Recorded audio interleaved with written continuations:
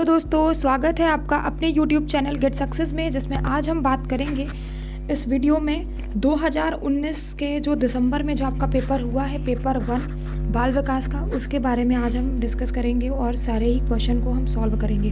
तो पहला क्वेश्चन हमारा क्या कहता है, और हाँ, अगर वीडियो पसंद आती है तो वीडियो को लाइक करना, शेयर करना, और अगर आप चैनल पर नए हैं तो सब्सक्राइब करना बिल्कुल मत भूलिएगा।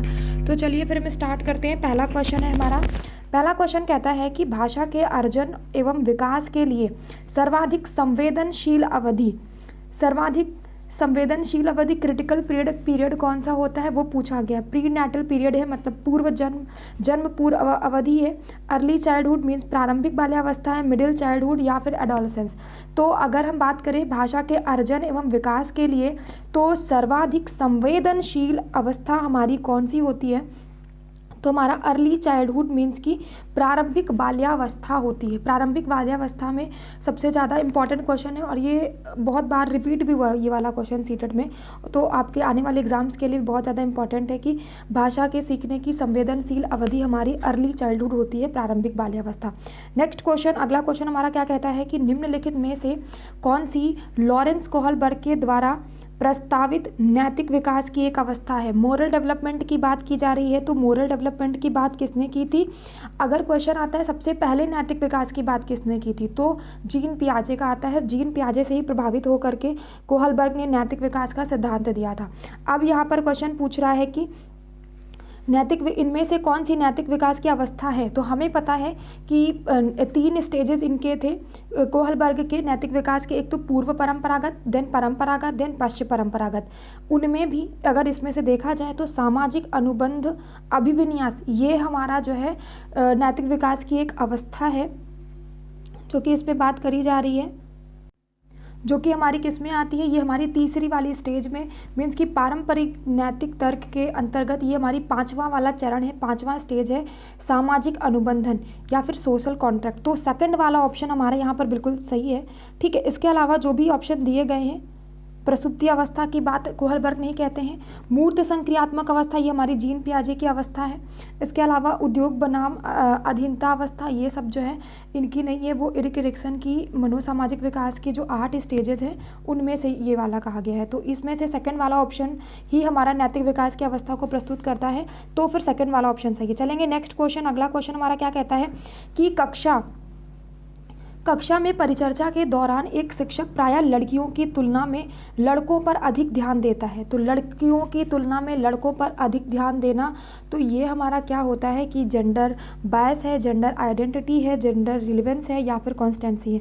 तो ये हमारा क्या दिखा रहा है, ये हमारा जेंडर पक्षपात दिखा रहा है, जेंडर बायस दिखा रहा है, क्योंकि ये लड़कों पर अधिक फोकस कर रहे हैं, लड़कियों पर ध्यान ही नहीं दे रहे हैं। ठीक है, तो इसलिए पहला वाला ऑप्शन हमारा यहाँ पर बिल्कुल सही है। चलेंगे नेक्स्ट क्वेश्चन पे। अगर आपकी प्रिपरेशन पूरी तरीके से हो चुकी है तो कमेंट बॉक्स पर लिख करके जरूर से बताएं कि इस रिवीजन सेशन में या फिर प्रैक्टिस सेशन में आपके 30 में से कितने क्वेश्चन सही होते हैं। चलते नंबर 4 हमारा क्या कहता है, क्वेश्चन नंबर 4 है हमारा, बच्चों में जेंडर रूढ़िवादिता एवं जेंडर भूमिका अनुरूपता को कम करने के लिए कौन सी पद्धति सबसे ज़्यादा प्रभावशाली है। सबसे ज़्यादा प्रभावशाली हमारी कौन सी है, तो पहला ऑप्शन कह रहा है जेंडर पक्षपात के बारे में सिर्फ परिचर्चा करने से ही हमारा सब कुछ सही हो जाना है, या फिर विशिष्ट भूमिकाओं को महत्व देंगे, या फिर खेल समूह बनाएंगे, जेंडर पृथक खेल समूह, या फिर जेंडर पृथक बैठने की व्यवस्था करेंगे। तो सबसे अच्छा प्रभावशाली हम कैसे बनाएंगे, सबसे प्रभावशाली हम बना सकते हैं अगर हम जेंडर पक्षपात के बारे में हम परिचर्चा करेंगे। 4th वाला ऑप्शन मतलब कि एक डिस्कशन करेंगे कि ऐसा नहीं होना चाहिए, सभी को बराबर इंपॉर्टेंस देनी चाहिए। तो अगर हम जेंडर रूढ़िवादिता को कम करना चाहते हैं, स्टीरियोटाइप को, तो फिर हम एक डिस्कस करेंगे, एक मतलब कि पॉजिटिव वे में डिस्कस करेंगे, जिससे कि सभी को इम्पोर्टेंस दिया जाए, लड़का हो या फिर लड़की हो। ठीक है, सभी को पढ़ने का अधिकार है, सब कुछ करने का अधिकार है। चलेंगे नेक्स्ट क्वेश्चन। क्वेश्चन नंबर 5 हमारा क्या कहता है कि निम्नलिखित में से किस मनोवैज्ञानिक ने बच्चों को ज्ञान के सक्रिय जिज्ञासु के रूप में देखते हुए उनके विषय पर सामाजिक और सांस्कृतिक विषय वस्तुओं के प्रभाव को महत्व दिया है। तो इन चारों ऑप्शन में अगर समाज और संस्कृति के विकास के सिद्धांत की बात करें तो इन चारों ऑप्शन पे लेव वाइगोत्स्की हैं, जो कि समाज और संस्कृति पर सबसे ज़्यादा इंपॉर्टेंस देते हैं। इसके अलावा सबको पता है कि वॉटसन व्यवहारवादी थे, इन्होंने व्यवहारवाद को सबसे ज़्यादा महत्व दिया है। जीन पियाजे संज्ञान को बहुत ज़्यादा इन्होंने इंपॉर्टेंस दी है, और कोहलबर्ग जो है नैतिक विकास को सबसे ज़्यादा बात करते हैं। तो समाज और संस्कृति के लिए लेव वाइगोत्स्की, सेकंड वाला ऑप्शन हमारा यहाँ पर बिल्कुल सही है। चलेंगे नेक्स्ट क्वेश्चन, क्वेश्चन नंबर 6 हमारा क्या कहता है। क्वेश्चन नंबर 6 है हमारा, जिगसॉ पहेली को करते समय 9 वर्ष की नज़मा स्वयं से कहती है नीला टुकड़ा कहाँ है। ठीक है, नहीं यह वाला नहीं, गाढ़े रंग वाला। ये क्या कर रहे हैं, बहुत ज़्यादा इंपॉर्टेंट क्वेश्चन है। वाइगोत्स्की ने 3 प्रकार के वाक की बात की है, टॉक की बात की है। ठीक है, कौन कौन से टॉक की बात की है, private speech, inner speech, social speech. ये 3 प्रकार की बातों से वाइगोत्स्की कहते हैं। ठीक है, तो इनमें से वो खुद से जब बातें कर रही है, जब खुद से बातें कर रही है, इसका मतलब क्या है, वो प्राइवेट स्पीच कर रही है, व्यक्तिगत वार्ता कर रही है। तो पहला वाला ऑप्शन बिल्कुल सही है। जोर से बोलना यहाँ पर कोई मतलब नहीं है। इसके फोल्डिंग की बात वाइगोत्स्की ने की है, लेकिन यहाँ पर इसके फोल्डिंग नहीं है, क्योंकि इसके फोल्डिंग होता है हमारा कि टेम्परेरी हेल्प, उसको इसके फोल्डिंग कहते हैं। यहाँ पर हेल्प किसी की सपोर्ट की बात नहीं की जा रही है। अगर बात करें ईगोसेंट्रिक स्पीच की, अहम केंद्रित वार्ता की, तो इसकी बात हमारे जीन पियाजे करते हैं। इस वजह से यहाँ पर ये वाले ऑप्शन भी नहीं है, क्योंकि वाइगोत्स्की के अकॉर्डिंग पूछा गया है। तो फर्स्ट वाला ऑप्शन हमारा यहाँ पर बिल्कुल सही है। चलेंगे नेक्स्ट क्वेश्चन पे। अगर किसी भी क्वेश्चन में डाउट रहता है कमेंट बॉक्स में लिख करके जरूर से पूछिए। चलते हैं अगले वाले क्वेश्चन पे। अगला क्वेश्चन हमारा क्या कहता है, नेक्स्ट क्वेश्चन है हमारा, बच्चों को संकेत देना तथा आवश्यकता पड़ने पर सहयोग प्रदान करना निम्नलिखित में से किसका उदाहरण है। ठीक है, किसका उदाहरण है ये, तो अभी बता रहे थे कि जो ये इसके फोल्डिंग, पहाड़ या ढांचा, तो जब भी किसी को हेल्प होती है, टेम्परेरी हेल्प, ठीक है, गिविंग क्यूज और to children and offering support as and when needed, जब भी ज़रूरत हो तो फिर हमें टेम्परेरी हेल्प मिल जाए, उसको कहते हैं पहाड़ या ढांचा। मचान भी इसको कहते हैं, यही हमारा इसके फोल्डिंग। इसके अलावा प्रबलन ये नहीं है, रीइंफोर्समेंट नहीं है। ठीक है, जिसकी बात स्किनर करते हैं। अनुबंधन यहाँ नहीं है, पावलोव जिसकी बात करते हैं। ठीक है, मॉडलिंग यहाँ नहीं है, जिसकी बंडूरा बात करते हैं। यहाँ पर टेम्परेरी हेल्प की बात की गई है, जिसको कि हम लोग स्कैफोल्डिंग कहते हैं। जिसको किसने वर्ड ये टर्म यूज़ किया था, तो वाइगोत्स्की ने यूज़ किया था। चलेंगे नेक्स्ट क्वेश्चन, क्वेश्चन नंबर 8 हमारा क्या कहता है। 8 है हमारा, निम्नलिखित व्यवहारों में से कौन सा जीन पियाजे के द्वारा प्रस्तावित मूर्त संक्रियात्मक अवस्था को विशेषित करता है। मूर्त संक्रियात्मक अवस्था की कॉन्क्रीट ऑपरेशनल स्टेज की बात की जा रही है। पहला ऑप्शन हमारा देखेंगे, परिकल्पना निगमनात्मक तर्क। तो मूर्त की बात कर रहा है। मूर्त की सबसे पहले स्टेज हमें पता होनी चाहिए, कितने वर्ष तक की हमारी होती है। तो ये हमारी होती है, सबसे पहली बात तो ये हमारी 7 से 12 वर्ष तक की अवस्था होती है। ठीक है, 7 से 12 वर्ष तक की अवस्था होती है। इसके अलावा अगर पहला वाला ऑप्शन देखें, निगमनात्मक तर्क, मतलब नियम से उदाहरण की तरफ, तो इस पर तो हमारा आएगा नहीं, क्योंकि ये हमारा औपचारिक, सबसे लास्ट वाली औपचारिक संक्रियात्मक अवस्था के अंतर्गत आ जाएगा, जो कि हमारी 12 वर्ष से शुरू होती है। तो पहला वाला ऑप्शन तो गलत हो गया। सेकंड कह रहा है कंजर्वेशन, संरक्षण का गुण। तो संरक्षण का गुण हमारा किस में आता है, एक तरीके से हमारा मूर्त संक्रियात्मक में आता है। ठीक है, चलो इसको देखते हैं। थर्ड वाला हमारा क्या कहता है, पदार्थ स्थायित्व, ऑब्जेक्ट परमानेंस। तो हमें पता है कि ऑब्जेक्ट परमानेंस का गुण बच्चे के अंदर हमारा ये सेंसरी मोटर में, मतलब कि संवेदी गामक में, जो कि 0 से 2 वर्ष तक की अवस्था होती है, उसमें आता है। तो ये ऑप्शन भी हमारा गलत हो गया। नेक्स्ट है प्रतीकात्मक खेल, विचारों की अनुक्रमणीयता, इरिवर्सिबिलिटी का गुण। तो ये भी हमारा मूर्त संक्रियात्मक में नहीं आता है। ठीक है, तो कौन सा वाला हमारा ऑप्शन सही हो जाएगा, हमारा सेकंड वाला ऑप्शन बिल्कुल सही है। मतलब कि कंजर्वेशन का गुण हमारा मूर्त संक्रियात्मक अवस्था में बिल्कुल सही है।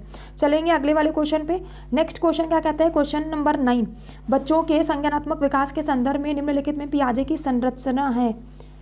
पियाजे की संरचना क्या है, संज्ञान के विषय में। सबको पता है कि संज्ञानात्मक विकास की बात जीन पियाजे ने करी थी, लेकिन इन्होंने संज्ञान के लिए किस शब्द का प्रयोग किया था, तो स्कीमा वर्ड का प्रयोग इन्होंने किया। तो फर्स्ट वाला ऑप्शन बिल्कुल सही है।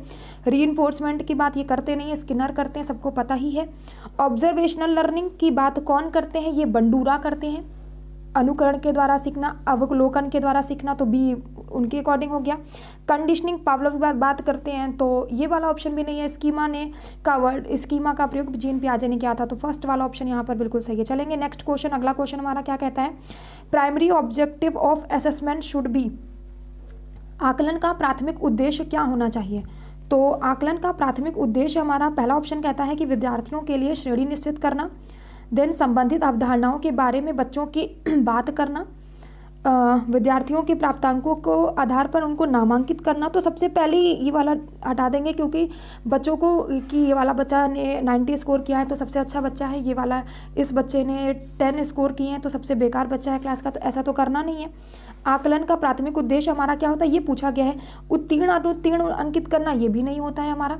क्या होता क्या है, विद्यार्थियों में श्रेणी निश्चित करना कि कौन किस कैटेगरी का है, तो लेबलिंग तो बिल्कुल करनी ही नहीं है। तो सेकंड वाला ऑप्शन हमारा क्या कहता है, understanding children's clarity and confusions about related concept, मतलब कि बच्चों को किस चीज़ में क्या नहीं समझ में आ रहा है, ये है आकलन का उद्देश्य, कि बच्चों की कमियों को जानना और उसको फिर इम्प्रूव करना। ये सेकंड वाला ऑप्शन हमारा बिल्कुल सही है। चलेंगे नेक्स्ट क्वेश्चन पे। अगला क्वेश्चन हमारा क्या कहता है, इस वीडियो में हम केवल 12 ही क्वेश्चन के बारे में बात करेंगे क्योंकि टाइम बहुत ज़्यादा हो रहा है। नेक्स्ट वीडियो पर हम इससे आगे के क्वेश्चन डिस्कस करेंगे, ठीक है, या 15 क्वेश्चन इस वीडियो में डिस्कस करते हैं, आगे के वीडियो में हम 15 क्वेश्चन आगे के डिस्कस करेंगे। तो वीडियो को सेकंड वाली वीडियो भी देखना बिल्कुल मत भूलिएगा, और इस वीडियो पर नए हैं तो ज़रूर से शेयर कीजिए, सब्सक्राइब कीजिए, चैनल को ज़्यादा से ज़्यादा सपोर्ट कीजिए। ओके, देन क्वेश्चन नंबर 11 क्या कहता है, और अगर वीडियो अच्छी लगती हो तो लाइक ज़रूर से करिएगा, कमेंट बॉक्स में लिख करके ज़रूर से बताइएगा। निम्नलिखित कथनों में से बुद्धि के बारे में कौन सा सही है, तो बुद्धि के बारे में कौन सा सही है कि क्या बुद्धि एक निश्चित योग्यता है जो कि जन्म के समय निर्धारित होती है, ऐसा है क्या। बुद्धि को मानकीकृत परीक्षणों के प्रयोग से सटीक रूप से मापा निर्धारित जा सकता है, ऐसा है क्या आपकी बुद्धि को कोई माप सकता है कि आप कहाँ तक सोच सकते हो। बुद्धि एक एकात्मक कारक एवं तथा एक एकाकी विशेषक है, ऐसा भी नहीं है। देन बुद्धि बहुआयामी है तथा जटिल योग्यताओं का एक समूह है, तो यही तो है बुद्धि जिसको हम ढूंढ रहे थे चारों ऑप्शन में, कि बुद्धि हमारी बहुआयामी है, बुद्धि हमारी मल्टी डायमेंशनल है, और सेट ऑफ कॉम्प्लेक्स एबिलिटीज़ है कि जो हम चाहते हैं अपनी बुद्धि के द्वारा हम वो कर सकते हैं। फोर्थ वाला ऑप्शन क्वेश्चन नंबर 11 के लिए बिल्कुल सही है। कॉमेंट बॉक्स में लिख करके बताएं कि बहुबुद्धि का सिद्धांत किसके द्वारा दिया गया था, और त्रितंत्र का सिद्धांत किसके द्वारा दिया गया था। बुद्धि का त्रितंत्र सिद्धांत किसके द्वारा दिया गया, और ये वाला किसके द्वारा दिया गया। चलेंगे नेक्स्ट क्वेश्चन। क्वेश्चन नंबर 12 हमारा क्या कहता है, रूही हमेशा समस्या के एकाधिक समाधानों के बारे में सोचती है। तो क्वेश्चन समझ में आ रहा है ना यहाँ से, इनमें से काफ़ी समाधान मौलिक होते हैं। रूही किन गुणों का प्रदर्शन कर रही है। रूही एक चीज़ के, देखो यहीं से क्वेश्चन क्लियर हो रहा है, एक प्रॉब्लम का एक से अधिक सॉल्यूशन, और एक से अधिक सॉल्यूशन का मतलब क्या हो गया, क्या वो क्रिएटिव थिंकर है, कॉन्वर्जेंट थिंकर है, या रिजिड थिंकर है, या फिर ईगोसेंट्रिक थिंकर है। तो ईगोसेंट्रिक की यहाँ पर कोई बात नहीं है। जब एक से ज़्यादा सॉल्यूशन है मतलब क्या है, वो क्रिएटिव थिंकर है बहुत ज़्यादा, या अपसारी है, या फिर क्रिएटिव है। अभिसारी का मतलब होता है कि जब आप ही बहुत सारी चीज़ें सॉल्व करने के बाद जिसका सिर्फ एक ही सॉल्यूशन होता है वो हमारा अभिसारी, लेकिन जब एक से ज़्यादा की बात करते हैं वो हमारा क्रिएटिव थिंकर होता है, अपसारी चिंतक होता है। फर्स्ट वाला ऑप्शन यहाँ पर बिल्कुल सही है। चलेंगे नेक्स्ट क्वेश्चन, क्वेश्चन नंबर 13 कहता है कि शिक्षण अधिगम प्रक्रिया में क्या हो जाएगा, वंचित समूह से संबंधित विद्यार्थियों के द्वारा सहभागिता कम होने की स्थिति में एक शिक्षक को क्या करना चाहिए। एक शिक्षक को क्या करना है ये आपको बताना है, कि क्या बच्चों को विद्यालय छोड़ने के लिए कहना चाहिए कि आप छोड़ दो, आप नहीं आपके है ही नहीं, आपके लिए विद्यालय नहीं बना है। इस स्थिति को जैसे ही है स्वीकार कर लेना चाहिए, इन विद्यार्थियों से अपनी अपेक्षाओं को कम करना चाहिए, या फिर अपनी शिक्षण पद्धति पर विचार करना चाहिए और बच्चों की सहभागिता में सुधार करने के लिए नए तरीके ढूंढना चाहिए। तो इनमें सबसे ज़्यादा पॉजिटिव कौन सा लग रहा है, हम देख सकते हैं सबसे ज़्यादा हमें पॉजिटिव फोर्थ वाला ऑप्शन लग रहा है। बिल्कुल देख करके आपको एग्जाम में बिल्कुल पॉजिटिव वाले आंसर लगाने हैं कि क्या हम कर सकते हैं। बच्चे के अंदर कैसा भी बच्चा हो, बहुभाषी बच्चे आते हैं क्लास में, अलग अलग व्यक्तिक भिन्नता रखते हैं बच्चे, लेकिन हम उन सभी को एक्सेप्ट करना है। इसके अलावा उनको हम किस तरीके से सिखा सकते हैं इस बात पर विचार करना है, और इसके लिए नए नए तरीके ढूंढने हैं हमको, ठीक है। तो फोर्थ वाला ऑप्शन बिल्कुल सही है कि अपनी शिक्षण पद्धति पर विचार करेंगे, क्योंकि अभी तक तो सभी बच्चे सीख रहे थे, लेकिन जो ये बच्चे आए हैं क्यों नहीं सीख पा रहे हैं, तो अपनी शिक्षण पद्धति पर विचार करेंगे। उसके साथ ही बच्चों की सहभागिता में सुधार करने के लिए नए तरीके ढूंढेंगे। तो फोर्थ वाला बिल्कुल करेक्ट है। चलेंगे next question, in an inclusive classroom a teacher dash individualised education programme. क्या इंडिविजुअलाइज्ड एजुकेशन प्रोग्राम मतलब कि सभी बच्चों के लिए जो इंडिविजुअली प्रोग्राम बनाए गए हैं, उसका क्या मतलब है? तैयार नहीं करना चाहिए इन चीज़ों को, कभी कभी तैयार करना चाहिए, सक्रिय रूप से तैयार करना चाहिए, या फिर तैयार करने के लिए हतोत्साहित करना चाहिए। तो समावेशी कक्षा में शिक्षक को विशिष्ट शिक्षक शैक्षिक योजनाओं को क्या करना चाहिए? एक्टिवली प्रिपेयर करना चाहिए, उनको सक्रिय रूप से तैयार करना चाहिए। थर्ड वाला ऑप्शन हमारा बिल्कुल सही है। चलेंगे नेक्स्ट क्वेश्चन पे। अगला क्वेश्चन हमारा क्या कहता है? क्वेश्चन नंबर 15 ये रहेगा। इस कमेंट बॉक्स में लिख करके जरूर से बताइए कि ये वाले क्वेश्चन आपको समझ में आए हैं या फिर नहीं समझ में आए हैं।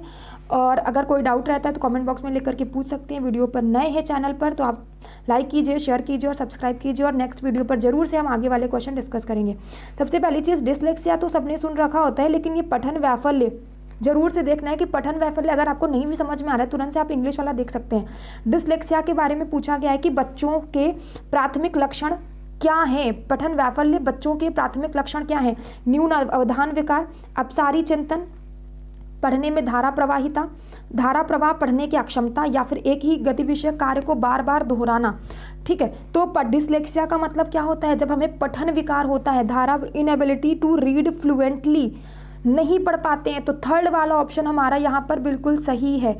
ठीक है, तो चलते हैं ओके। इस वीडियो में 15 क्वेश्चन हम लोगों ने किए हैं। अगर आपको समझ में आया हो ये वाला वीडियो, सारे क्वेश्चन क्लियर हो गए, या फिर आप कमेंट बॉक्स में लिख करके ये जरूर बताएं आपके 15 में से कितने सही होते हैं। अगर आपके प्रिपरेशन बहुत अच्छी हो चुकी है, आई होप आपका जो एग्ज़ाम होने वाला है बहुत अच्छा करें। Okay, thank you so much, bye bye, मिलते हैं नेक्स्ट वीडियो पर।